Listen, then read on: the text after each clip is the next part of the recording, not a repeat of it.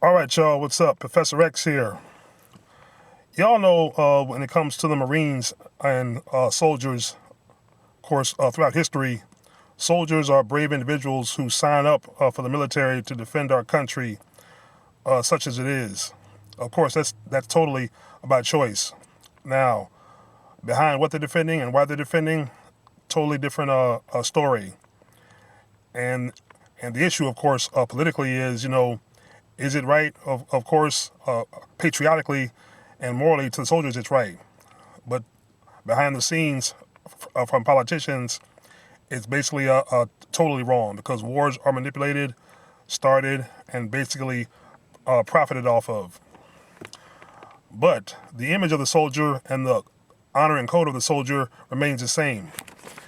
But there's one individual who has taken that code and honor and, of course, the perception of a soldier and made a career out of it as a gimmick for his wrestling character. I'm talking about Robert Remus. You know him as Sergeant Slaughter, who now I'm going to rename Sergeant SHAM. Of course, Sergeant Slaughter is one of the most beloved characters in the history of professional wrestling. In the 1980s and early 90s, he was one of the biggest names in the industry, and his reputation was boosted by stories about his time in the military. As the character Sergeant Slaughter, he claimed that he was a drill instructor when he served in the United States Marines. He would go on to tell similar stories in non-kayfabe interviews. In fact, as recently as last February, he told Sam Roberts and Jim Norton that he served 2 tours in Vietnam. There are no interviews available online where he gives details on people who served with him or what platoon, battalion he was a part of. It turns out that specific details of his military service were not included in interviews because he never served in the military. Not surprised. In fact, according to an article in the Baltimore Sun from March 24th, 1985, Marines wrote to him to ask him to stop pretending that he served with them. This story came to light on the SoCal Uncensored Twitter account and in a thread on the Wrestling Observer newsletter from a forum, started by Carl Stern. There are other inconsistencies with Slaughter's stories. One is that he served for 6 years in the United States Marine Corps until 1973. The issue with that timeline is that he started wrestling for the AWA in 1972. Ah, right there, caught you with your pants down. It was common for wrestlers to live their gimmicks during Slaughter's heyday, so it made sense for the character to have served and for him to keep up with the myth of that time. However, giving non-kayfabe interviews today and still claiming to have served in the military will rub a lot of people the wrong way. Now, to quote that SoCal Val Twitter thread, here's the article right here. No one is more aware of the crowd's visceral ebb and flow than Slaughter, the 36-year-old, 6'6", 305-pound ersatz Marine.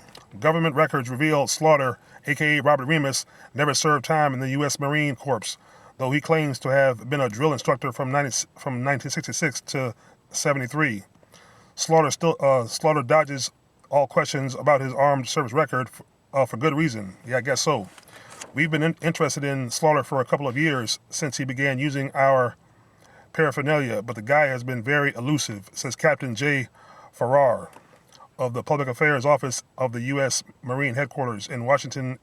Captain Farrar's office has received 50 complaints in the past year from True Blue Marines citing Slaughter's abuse of the uniform.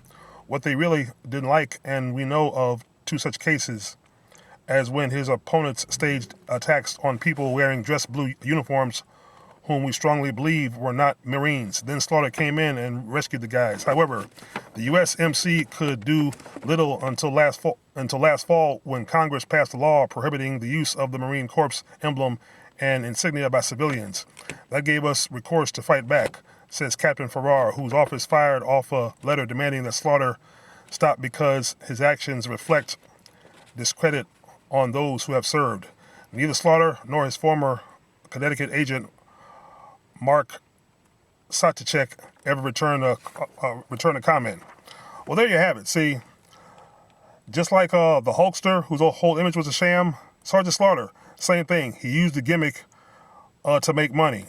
no military service, no experience, no tours, and no stories.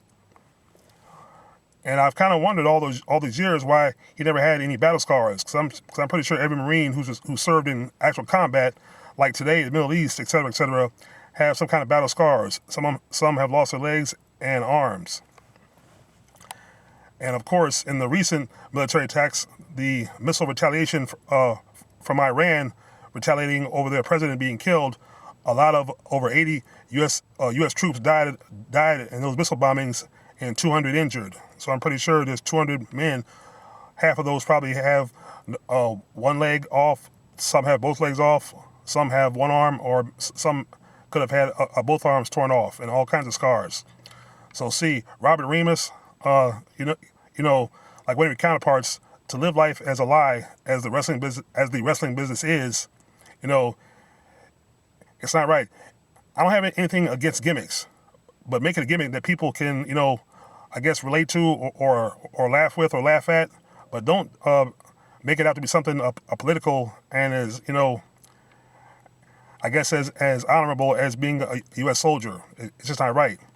But of course you had Corporal Kirchner, but I won't talk about him because he wasn't as big a star as Slaughter. But of course, the whole U.S.-Iran, U.S.-Russia combat, or the whole battle storyline in wrestling was popular in the heyday because you had the Iron Sheik and you had Nikolai Volkov. Of course, Volkov, like Nikita Koloff, both became babyfaces eventually. But so in closing, let me know what you think. Leave your thoughts in the comments, like, share, and subscribe. Peace.